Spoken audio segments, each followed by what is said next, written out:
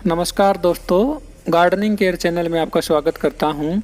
NASA द्वारा approve किए गए एयर प्यूरीफाइंग प्लांट्स की लिस्ट में स्नेक प्लांट का नाम आता है। आज की इस वीडियो में मैं आपको स्नेक प्लांट के बारे में पूरी जानकारी देने की कोशिश करूंगा।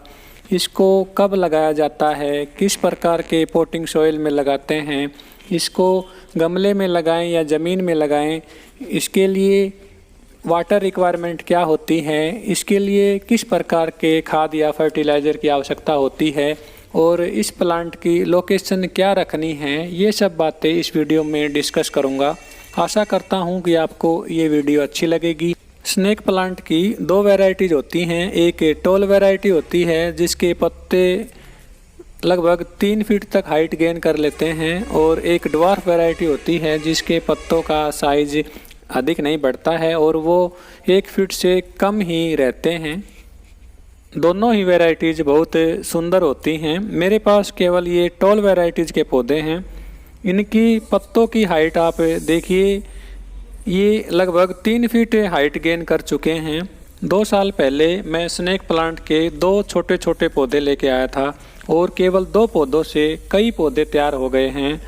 मैंने इनको 2 गमलों में लगा दिया था, और एक गमला तो ये जो आप देख रहे हैं ये है, और एक गमले के पौधों को मैंने निकाल कर ज़मीन में लगा दिया है।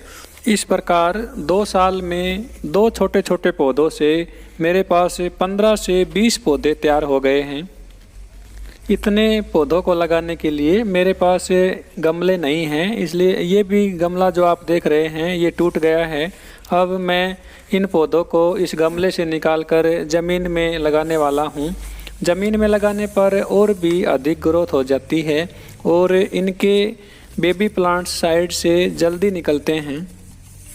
पहली ज़रूरी बात तो ये है कि आप इस पौधे को ख़रीदने के लिए नर्सरी में पैसे वेस्ट ना करें, क्योंकि इस पौधे का प्रोपेगेशन बहुत ही आसानी से हो जाता है। यदि आप एक ही पौधे को एक गमले में लगा दोगे तो कुछ सालों बाद वो गमला इस प्रकार कई पौधों से भर जाएगा। और यदि आप ये चाहते हैं कि एक पत्ते से आप कई पौधे तैयार करो, तो उसके लिए आप एक लंबे पत्ते को कई टुकड़ों में काट कर लगा दीजिए और उनमें भी रूटिंग स्टार्ट हो जाती है। दूसरी ज़रूरी बात यह है कि इस पौधे में कभी भी ओवर वाटरिंग ना करें। ये एक ऐसा पौधा है, यदि आप इसको 2 महीने भी पानी नहीं दोगे तो भी ये नहीं सूखता है। ओवर वाटरिंग से इस पौधे की स्टेम गल जाती है और ये धीरे धीरे सूखने लगता है, इसलिए इस पौधे में कभी भी ओवर वाटरिंग ना करें।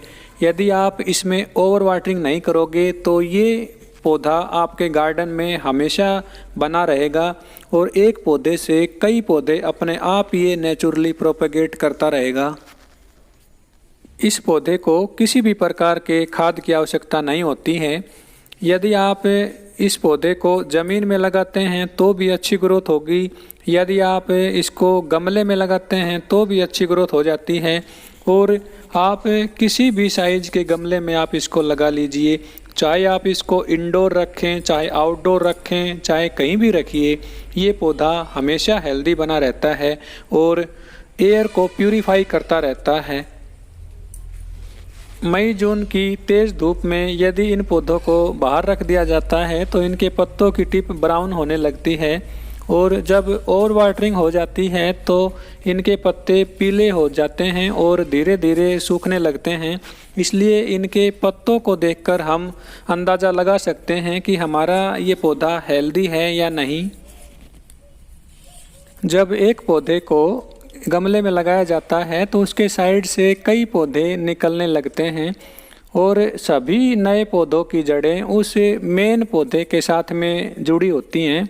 इसलिए उनको अलग करने के लिए उनकी जड़ों को चाकू से काटना पड़ेगा, तो ही वे पौधे अलग हो पाएंगे। सर्दी के मौसम में इस पौधे की ग्रोथ रुक जाती है और मार्च के बाद फिर से इसकी ग्रोथ शुरू हो जाती है। आप भी इस पौधे को अपने गार्डन में शामिल करें और आप इसको इंडोर रखें, आउटडोर रखें, कहीं भी रखें, हर जगह इसकी अच्छी ग्रोथ होती रहेगी। आशा करता हूं कि आपको ये वीडियो इन्फॉर्मेटिव लगी होगी वीडियो अच्छी लगे तो प्लीज़ लाइक कीजिए, शेयर कीजिए और जो दोस्त मेरी वीडियो को पहली बार देख रहे हैं वे मेरे चैनल को सब्सक्राइब कर लें और बेल आइकन ज़रूर दबा लीजिए ताकि आगे आने वाली मेरी सभी नई वीडियोज़ का नोटिफिकेशन आपको समय से मिलता रहे। वीडियो को लास्ट तक देखने के लिए आपका बहुत बहुत धन्यवाद। Thank you.